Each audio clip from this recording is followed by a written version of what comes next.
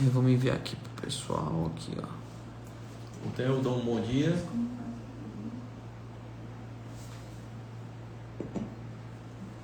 Você vai tirando os comentários bestas, tá? Não, claro. Então eu dou um bom dia.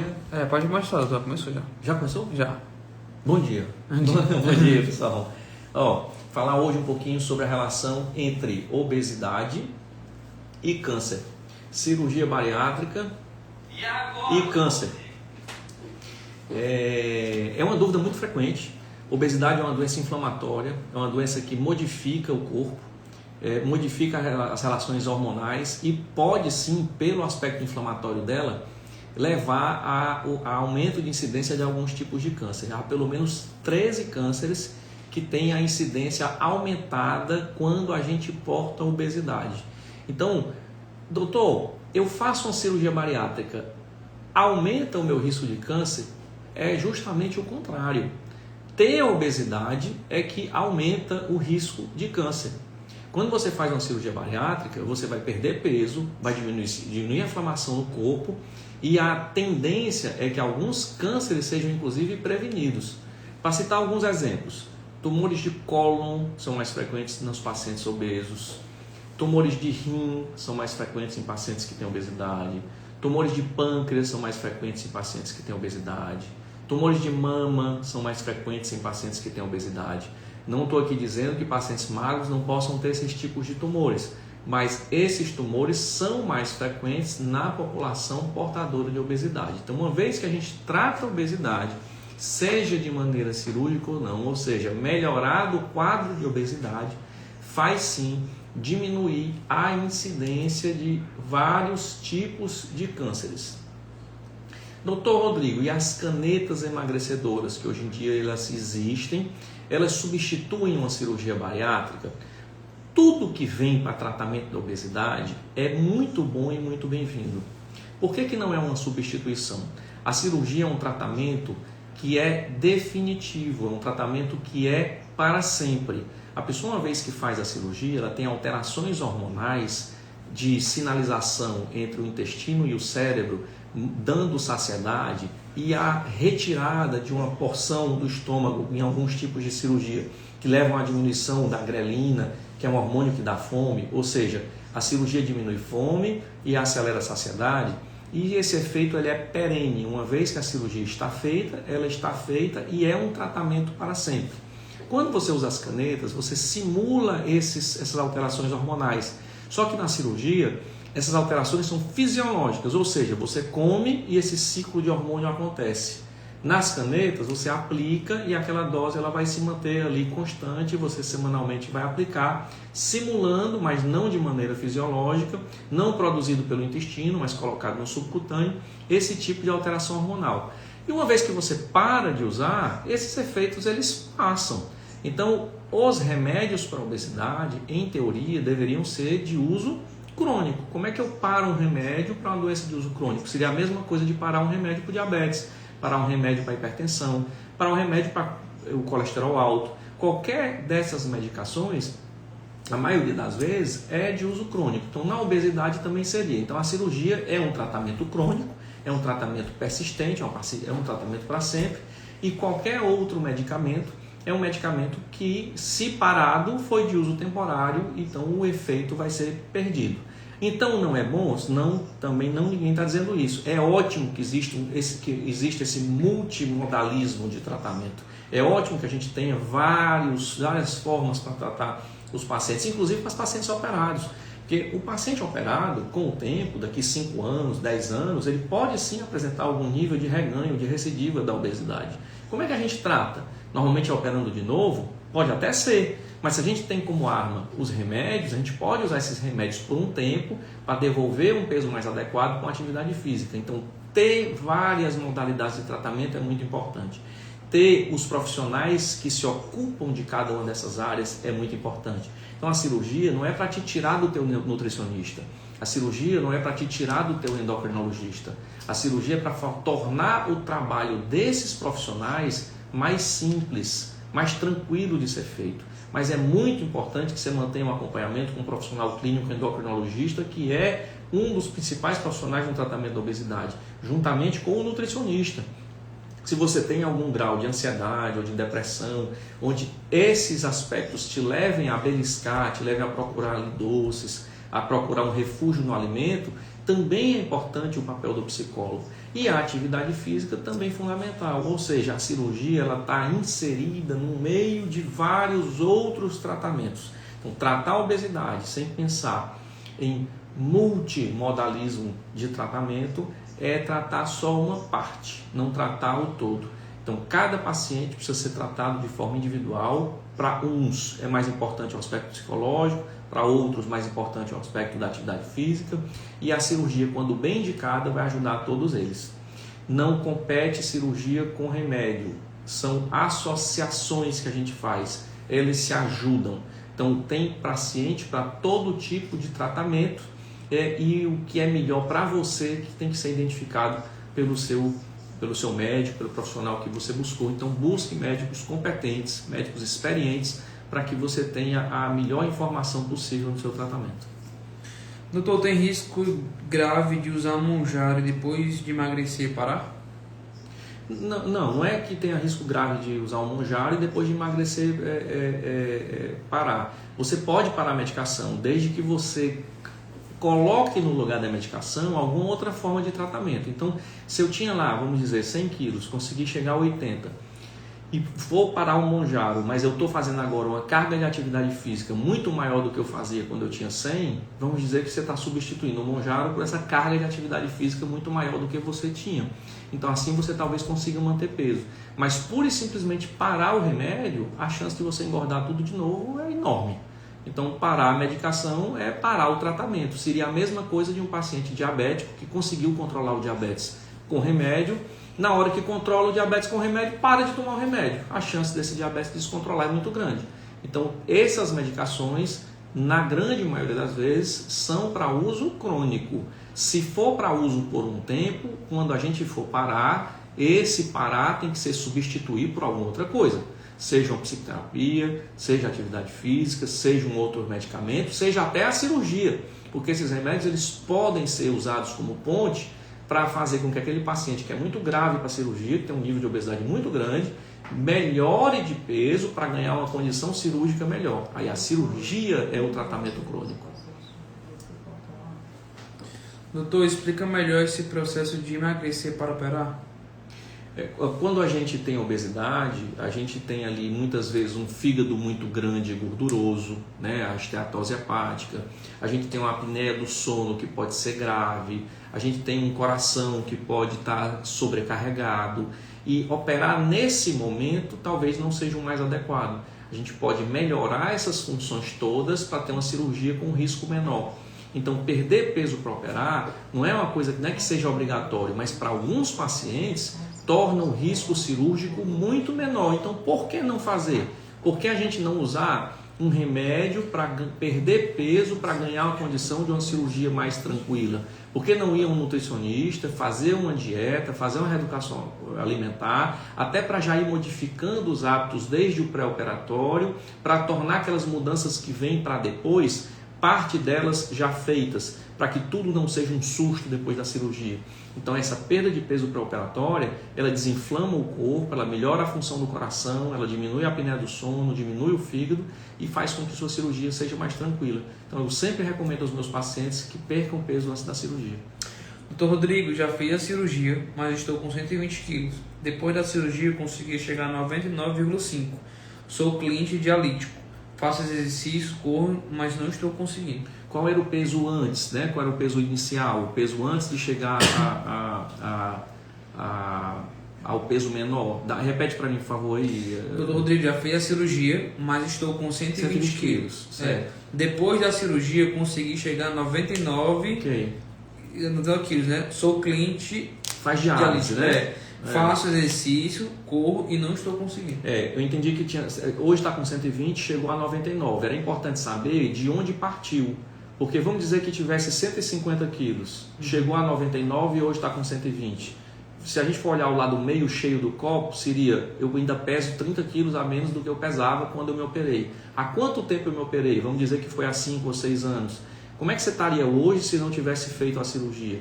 Então sim, há um reganho de peso que a gente tem que tratar, mas há também uma perda importante de peso desde o dia da cirurgia e um freio, porque certamente esse peso iria estar continuando a crescer, que houve por conta da cirurgia. Então a operação, queira ou não, bem ou mal, mantém em você muito menor o peso, muito mais adequadamente controlado do que se não tivesse feito a cirurgia. Agora, ganhei peso, o que fazer? Não é isso? É operar de novo? Não, talvez seja a hora de usar um remédio, né? De usar uma medicação para ajudar a perda de peso. Claro, pode sim haver existe a possibilidade de uma nova operação, depende muito do tipo de cirurgia que você fez, depende muito de há quanto tempo você está operado, isso tem que ser julgado com o cirurgião, vendo teus exames, fazendo as avaliações clínicas todas e laboratoriais, para ver o que é melhor para você.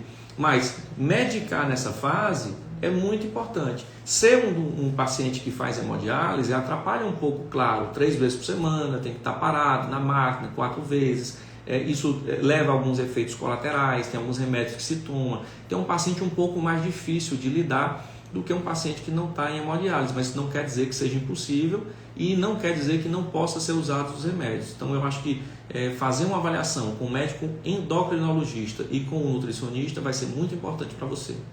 Doutor, um Mounjaro sem acompanhamento dá problema? Posso usar por conta própria? Nunca a gente deve usar o remédio nenhum por conta própria, muito mais esses remédios. Já pensou se os pacientes diabéticos fossem usar o remédio que o vizinho toma? Descobri que minha glicose está alta. Qual o remédio que você toma, minha vizinha? Vou tomar o remédio igual. Não é assim que funciona. Numa doença crônica, a gente precisa individualizar os tratamentos. As medicações, às vezes, não fazem o mesmo efeito que fazem em outra pessoa na gente. E existem opções, não existe só o Mounjaro. Resultado, até a dose precisa ser ajustada a cada paciente, ajustada ao peso do paciente, ajustada à tolerabilidade do paciente àquele remédio. Tem paciente que vai ter mais efeito colateral, tem paciente que vai ter menos, tem paciente que a gente vai ter que ir tateando a dose, subindo devagarzinho. Então esses remédios precisam ser prescritos pelo médico clínico, dentre eles o médico mais, vamos dizer, habilitado a isso, o médico endocrinologista. Então eu jamais recomendaria começar esse tipo de medicação por conta própria. Consulte um bom endocrinologista que entenda de obesidade, que goste desse assunto, porque não é só inclusive tomar o Mounjaro, é fazer o exercício, é ter a terapia, é talvez ter um cirurgião para conversar sobre a cirurgia, para deixar aquilo como uma carta na manga, ou mesmo já indicada. Então é procurar uma equipe capacitada a te atender e a oferecer o melhor tratamento possível a você. Então, em tempos de Mounjaro, a bariátrica ainda é uma boa saída para a obesidade? Como no câncer, por exemplo, que existe cirurgia, existe quimioterapia, existe radioterapia e uma coisa não compete com a outra. Existe o paciente que vai, por exemplo, para uma quimioterapia antes da cirurgia, vai depois para a cirurgia e depois da cirurgia volta para a quimioterapia e depois vai para a radioterapia. Como outras doenças crônicas, a gente tem na obesidade a possibilidade de associar esses tratamentos. Então, as canetas, os remédios, eles não vêm a substituir a bariátrica, porque a bariátrica é um tratamento crônico, um tratamento para sempre.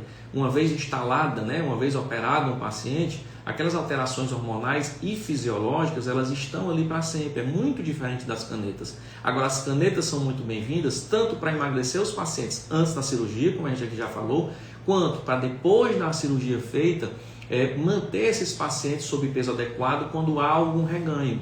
Agora, são muito boas também para aquele grupo de pacientes que não tem indicação de cirurgia e que precisam perder peso e não estão conseguindo. Então, ter esse arsenal todo de tratamento é muito importante. Ter uma equipe integrada para te tratar, que tenha dentro dessa equipe o nutricionista, o psicólogo, o endocrinologista, o cirurgião, é muito importante. Então, procurem centros especializados de tratamento da obesidade. Então, quanto tempo leva para o preparatório da cirurgia bariátrica?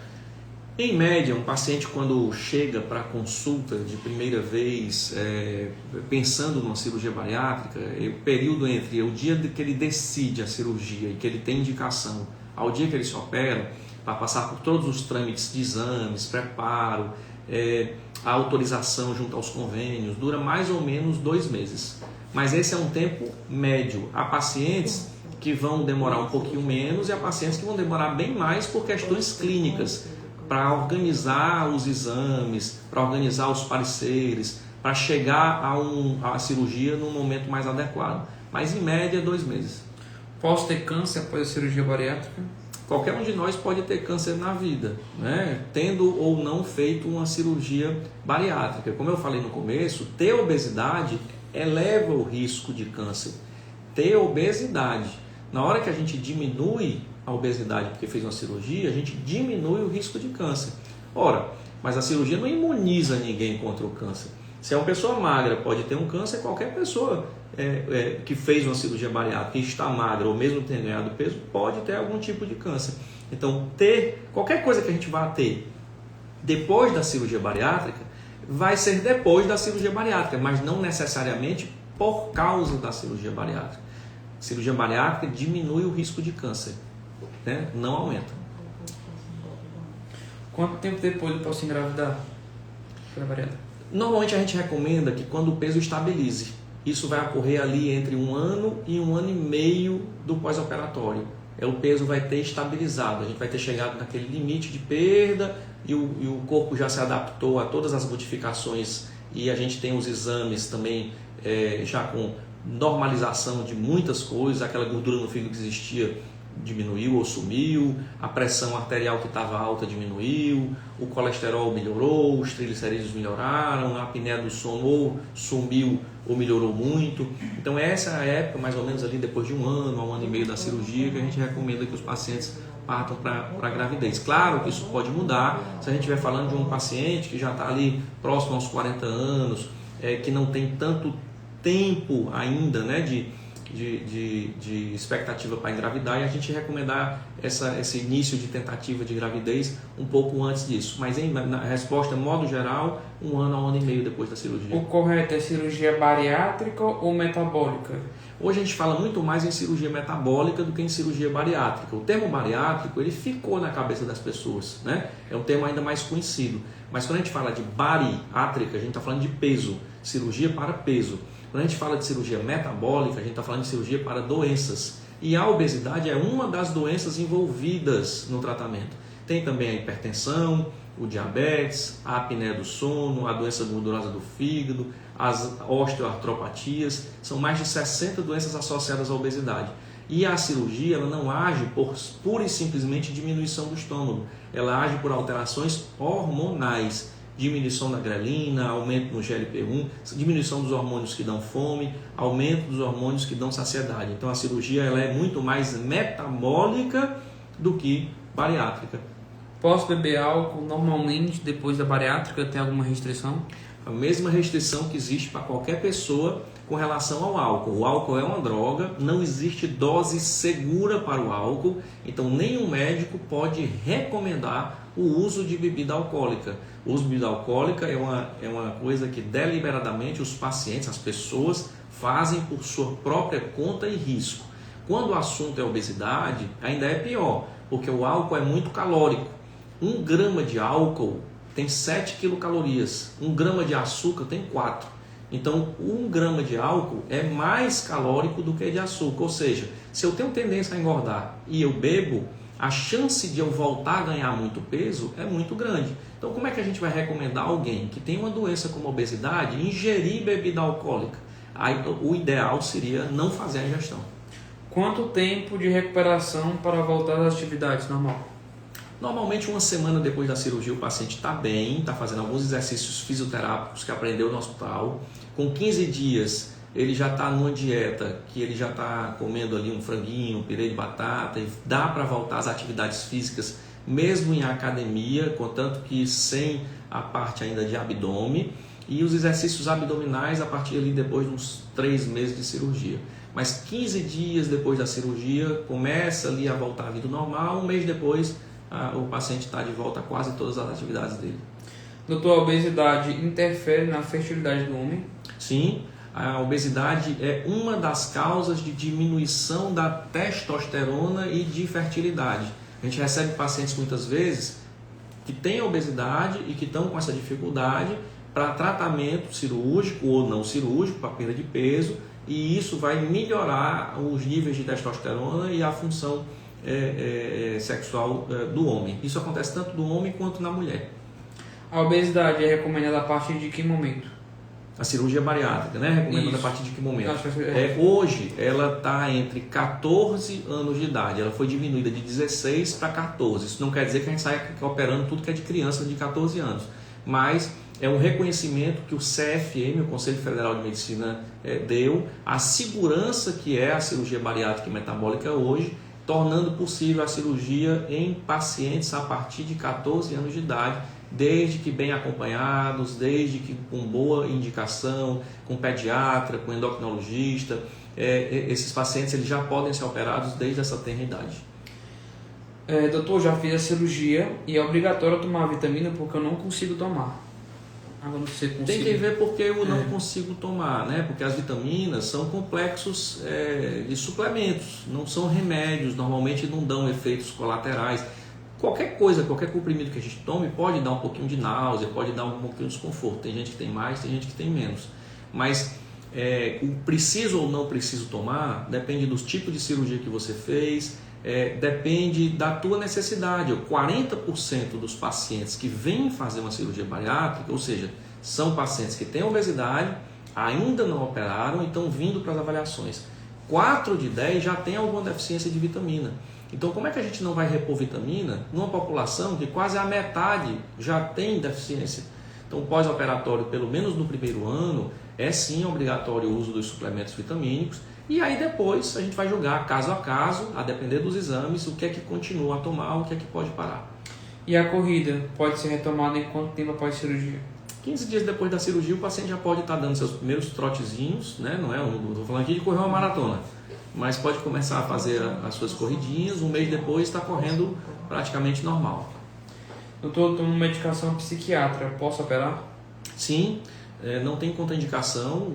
A contraindicação estaria se a doença psiquiátrica não estiver sob controle. Então é muito importante ter o acompanhamento do psicólogo e do psiquiatra para que a gente, quando for operar, opere num momento de controle. As doenças estão sob controle e o psiquiatra, sabendo que a cirurgia vai ocorrer, para fazer os ajustes necessários nas doses das medicações, trazer o medicamento de comprimido para líquido se for possível, se não for possível fazer alguma substituição. Então trazer o seu médico psiquiatra, a sua doutora psicóloga, para dentro do seu acompanhamento e do seu tratamento, mas não tem contraindicação.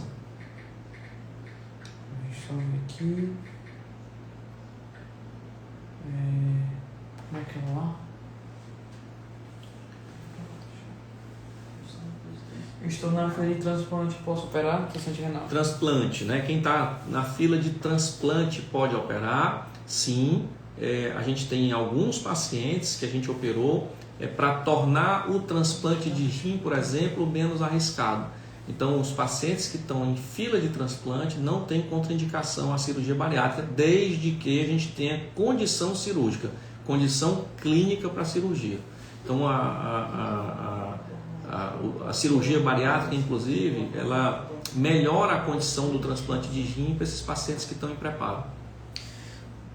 Após a cirurgia, o paciente diabético fica totalmente curado? A gente não pode falar a palavra curado para uma doença crônica como é o diabetes, mas a gente pode falar em remissão. Remissão significa como se a doença não existisse mais, mas a tendência daquela pessoa voltar a ser diabética ainda existe. O que é que a gente observa na prática? Que a maioria dos pacientes que tomam seus remédios para o diabetes param de tomar esses remédios, né? Normalmente no pós-operatório a gente retira e o paciente fica sem medicação. Alguns pacientes que tomavam, inclusive eu tomo insulina, saem da insulina, deixam de precisar de tomar insulina grande parte das vezes. Mas há pacientes que podem sim continuar com a necessidade. Então isso é uma coisa que não dá para prometer, você vai fazer a cirurgia e vai sair das medicações ou mesmo vai sair da insulina. Mas o que a gente observa é uma melhora importante do diabetes. Talvez seja a doença mais beneficiada, a doença que mais a gente tenha benefício em pós-operatório, quando a gente faz uma cirurgia bariátrica, seja justamente o diabetes. Há uma melhora importante. E como eu faço a bariátrica se eu não mastigo tão bem? Um dos profissionais que trabalha com as equipes que fazem com comprometimento a cirurgia bariátrica é o profissional de fonoaudiologia. E esse profissional vai te ajudar justamente a aprender, vamos dizer assim, a mastigar as quantidades, as porções, a velocidade com que a gente come. Então é uma coisa que a gente também aprende, a mastigar. Então há um profissional para isso no pós-operatório, que é o fonoaudiólogo. Então se você não sabe, vamos dizer assim, mastigar ou come muito rápido, vai haver um treinamento para que você faça isso de maneira mais adequada. Última pergunta, é verdade que não posso ter animais de estimação no pós-operatório? Depende muito se você tem alergia, se você não tem alergia. Ter animaizinhos dentro de casa, se eles são vacinados, se eles são limpinhos, se você não vai ficar colocando ele em cima das feridas, né, no colo, tudo é questão de bom senso. Os animais, eles não há uma contraindicação a ter os seus animais dentro de casa no pós-operatório. Você pode sim ter. Doutor, ainda daria tempo de operar até o final do ano? Nós estamos aqui no meio de novembro. Dependendo de o que você já tenha de exame, ou se você consegue fazer a parte de exames em questão de 15 dias a 3 semanas, e desde que seu convênio autorize a cirurgia com alguma brevidade, sim, dá para fazer até o final do ano, porque a gente tem 45 dias até o final do ano ainda. E a média, né, quando a gente diz que a média é de 2 meses, tem pacientes que vão estar prontos ali por volta de 1 mês, 40 dias, tem pacientes que vão demorar 3 meses, então vai depender muito de como você consegue organizar as suas consultas de pré-operatório, mas sim, é possível. Fiz uma cirurgia em sleeve, engordei, posso fazer bypass? Se fosse para dar uma resposta rápida, a resposta é sim, pode, mas a gente tem que avaliar muito bem se a causa do seu reganho, né, da recidiva da obesidade, está em algum problema relacionado a esse sleeve, ou em a gente simplesmente ter parado o segmento, não está fazendo nenhum tipo de segmento nutricional, está sem atividade física, está comendo o que quer e bem entende, está ansioso e beliscando, e aí não seria uma outra cirurgia, a solução seria corrigir esse tipo de comportamento. Além disso, a gente tem nas medicações um auxílio, ou seja, a resposta é pode, sempre é uma possibilidade, tem que ver se é o melhor para você. E aí você tem que julgar muito bem com o seu médico, com o médico que te acompanha, para saber se essa é a melhor indicação para você. É obrigatório usar um umbigo para acesso na cirurgia? Não é obrigatório. A cicatriz umbilical é um dos pontos que a gente pode colocar os trocárteres, né? os acessozinhos para chegar dentro do abdômen com a câmera e com as pinçazinhas, mas não obrigatoriamente é a cicatriz umbilical. Minha mãe é idosa, pode operar? Não existe limite de idade para cima, né? Existe para baixo dos 14 anos, mas para cima depende só da condição clínica do paciente. Ora, se a gente opera um paciente idoso por um câncer de estômago, um câncer de pâncreas, uma doença dessas, por que a gente não pode operar por uma doença como é a obesidade? Pode, desde que o paciente tenha condição clínica, cardiológica, pulmonar. Então, o limite para cima depende da condição do paciente clínico e não da idade dele propriamente. Doutor, para finalizar aqui, posso morrer na cirurgia? A gente pode morrer atravessando a rua, a gente pode morrer dormindo, né? O sujeito foi dormir, como diz o outro, acordou morto, né? Assim? Então, pode, mas é muito raro. Um paciente que foi bem preparado, um paciente que teve suas avaliações cardiológicas e pulmonar, um paciente que está nas mãos de um bom cirurgião, um cirurgião que tem segurança no que faz, com uma boa equipe de anestesiologistas, que normalmente são 2 que a gente trabalha. Eu nunca vi um paciente, por exemplo, de cirurgia bariátrica, graças a Deus, morrer em sala de cirurgia. Mas, para responder a pergunta que foi feita, pode. Um avião, quando você sobe nele, ele pode cair. Então, mas é muito raro acontecer. Então, tomar todos os cuidados, desde escolher uma boa equipe cirúrgica, uma equipe competente, que trabalhe em bom hospital, que tenha segurança no que está fazendo, que dê acompanhamento tanto no pré como no pós-operatório, é fundamental. Então, escolha direito a equipe que vai cuidar de você. O doutor usaria a caneta ou faria a cirurgia? Depende. A resposta para isso você está falando, se eu for um paciente que tenha mais de 35 de índice de massa corporal, né, faça aquela conta, peso pelo quadrado da altura, e tenho mais de 35 de MC, com doenças associadas, eu iria para a cirurgia, porque as canetas provavelmente não iam resolver o meu problema ou iam resolver por um espaço muito curto de tempo. Agora, se eu sou um paciente que tem um IMC de 28, tem um sobrepeso e estou com dificuldade de perder peso, eu não tenho aquela indicação para cirurgia, eu posso usar as canetas para chegar a um IMC normal, que é o IMC de 25. Eu estou dando aqui só 2 exemplos dentre inúmeros que a gente pode vivenciar. Então eu acho que eu tanto faria a cirurgia quanto eu usaria as canetas dependendo da indicação. Então escolha bem os profissionais que vão cuidar de você, que é para que o tratamento seja adequado e individualizado para você. Hoje tem muita gente trabalhando, fracionando dose desses remédios e usando de maneira que não é a mais correta possível. Muito paciente usando de forma indiscriminada. Então procure um médico endocrinologista.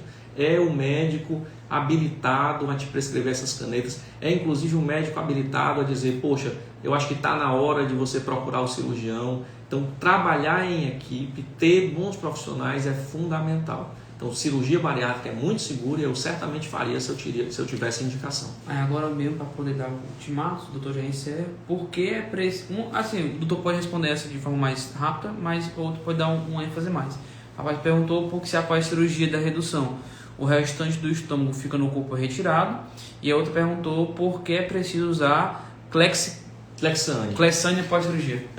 Depende do tipo de cirurgia, tá? Para o estômago ficar lá dentro ainda do abdômen ou não. Então, na gastrectomia vertical, o sleeve, a gente retira parte do estômago. Então, não fica lá o estômago separado. A parte do estômago que é cortada é retirada. O estômago fica tubulizado como se fosse uma bananinha, o restante do estômago é retirado. Esse é o sleeve. No caso do bypass, é só separado. Fica um estômagozinho pequenininho novo do tamanho de um ovo e o restante do estômago permanece lá dentro. Ele está todo normalzinho, ele não foi cortado nenhum vaso, ele continua desempenhando as funções dele de secreção, ele só não recebe mais comida. Então ele está lá dentro. Não há peça cirúrgica, ninguém retira nada.